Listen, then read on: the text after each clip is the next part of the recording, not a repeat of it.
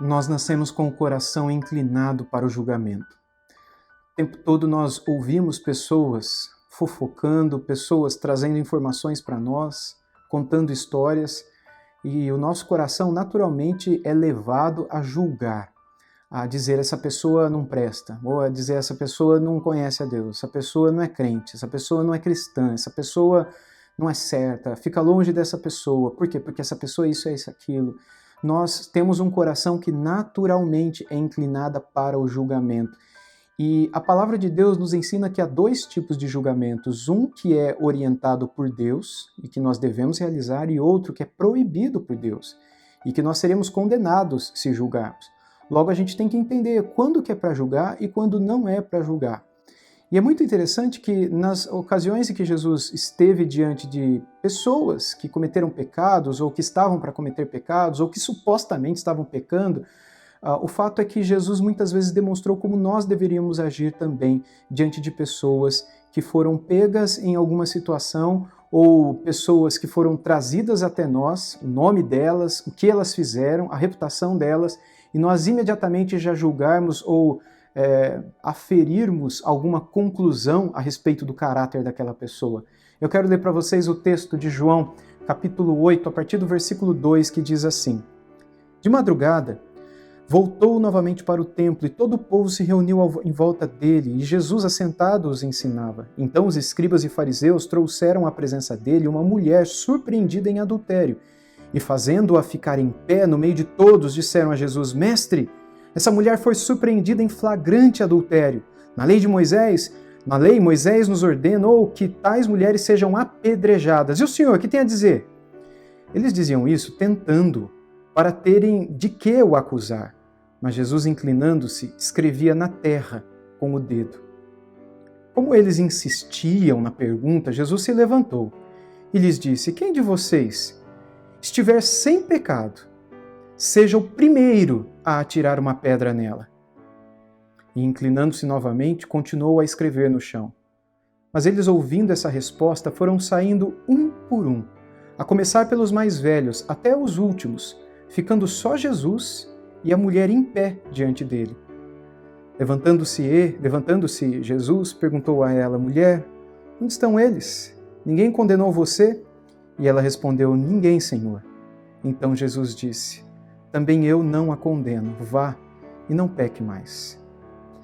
Esse texto é um texto muito conhecido, um texto muito debatido na história da igreja. E o fato é que a palavra de Deus nos ensina aqui que diante de uma pessoa trazida por fariseus e outros escribas, né, à presença de Jesus, Jesus ele não se espantou com a palavra dessas pessoas, por mais forte que essas palavras tivessem sido. Ela foi pega em flagrante adultério. Bom, eles poderiam estabelecer ali um tribunal, poderiam chamar o sumo sacerdote, poderiam trazer o homem com quem ela estava adulterando, porque ninguém adultera sozinho, né? Eles poderiam estabelecer tudo aquilo que a lei prescreve que fosse estabelecido, mas eles não fizeram nada do que a lei prescrevia. Eles queriam pegar Jesus em contradição.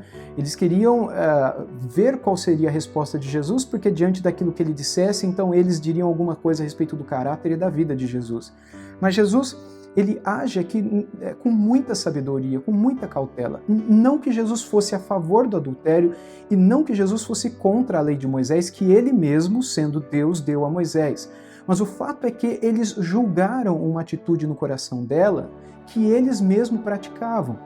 Nós não temos de fato o que acontecia com essa mulher, ou o que aconteceu com essa mulher, ou com quem ela foi apanhada. O fato é que eles trouxeram uma mulher. Se ela era uma prostituta, se ela foi qualquer mulher, a gente tem que entender que eles pegaram uma mulher de madrugada no meio de algum lugar e trouxeram essa mulher, e ela estava sozinha, provavelmente uma prostituta, e aí Jesus simplesmente diz: quem de vocês não tem nenhum pecado, atire a primeira pedra. Em princípio parecem palavras muito simples, mas as palavras de Jesus, quando ditas e naquele momento, foram palavras de Deus no coração daqueles homens. e ressoou na consciência deles, ficou um eco na consciência deles, a lembrança de quantos pecados eles já haviam cometido, quantos deles ali já não haviam traído, deles ali não haviam praticado aquilo que Jesus havia ensinado no Sermão da Montanha, em Cafarnaum, na região de Cafarnaum, a respeito da cobiça do coração, e que outros no passado haviam condenado também. Ezequiel havia dito sobre isso, Moisés falou sobre isso, sobre a questão da cobiça do que é do outro. E de alguma maneira o Espírito Santo agiu na consciência daqueles homens, fazendo com que eles se lembrassem e chegassem à conclusão de que eles não deveriam acusar aquela mulher. Eles estavam agindo de forma muito errada e equivocada. Eles não estavam agindo de acordo com a lei. Logo, se eles a condenassem, eles estariam quebrando a própria lei com a justificativa de que eles estavam cumprindo a lei, que eles estavam sendo santarrões. E pouco a pouco, diante da vergonha que eles passaram nas palavras de Jesus, eles foram saindo, um por um, começaram a ir embora. E aí Jesus olhou para aquela mulher que permaneceu ali de pé, ao invés de fugir, ao invés de correr, ao invés de ir embora, ela ficou ali olhando para ele, provavelmente chocada com as palavras dele, tocadas com as palavras dele, tocada. Jesus levantou e olhou para ela e disse: onde é que estão aqueles que estavam aqui te acusando? Ninguém ficou? Ela falou: não, Senhor, ninguém. E ele diz: eu também não vou te condenar. Vai e não peques mais. Aqui a gente poderia pensar em uma série de coisas a respeito do que Jesus disse. Por que ele disse o que disse? O que ele viu no coração daquela mulher? Quais foram as motivações dele ter dito o que disse? Será que ela foi mesmo pega em adultério? Será que a não condenação pressupõe uma mentira da parte daqueles que a trouxeram?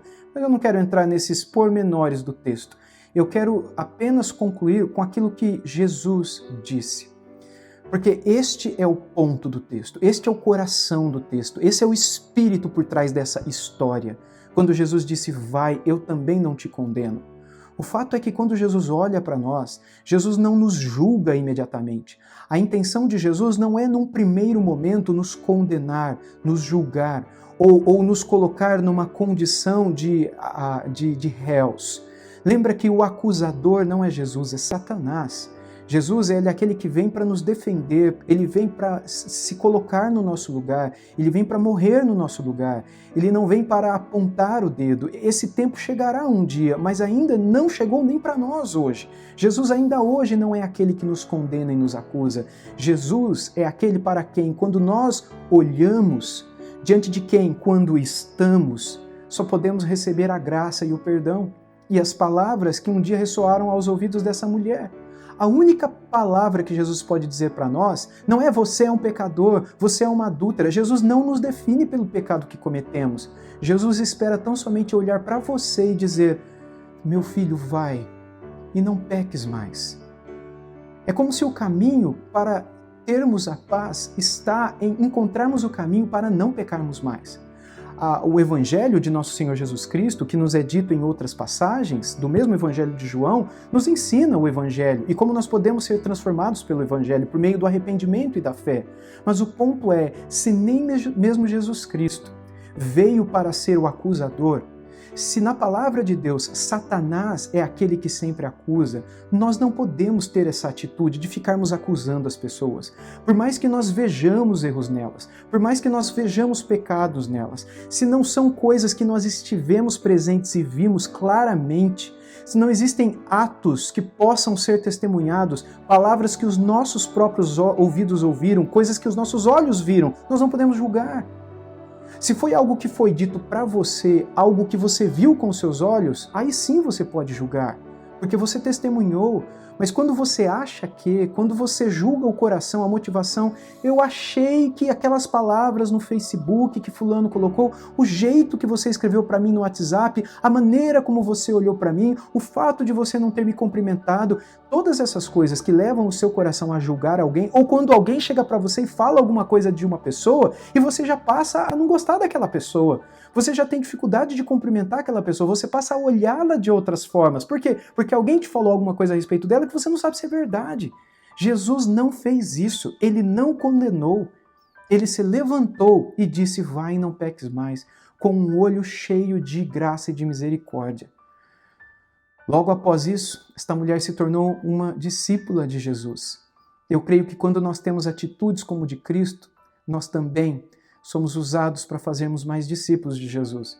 Mas quando o nosso coração age como o coração de Satanás, o tempo todo acusando, o tempo todo julgando, nós não temos condições do que é saber o que é o Evangelho e o que é transmitirmos graça às pessoas, o que é comunicarmos amor e misericórdia diante daqueles que pecam, o que é sermos agentes de transformação, ministros de reconciliação para aqueles que estão perdidos nesse mundo. Deus quer usar a tua vida, como Jesus Cristo foi usado para transformar a vida dessa mulher adúltera.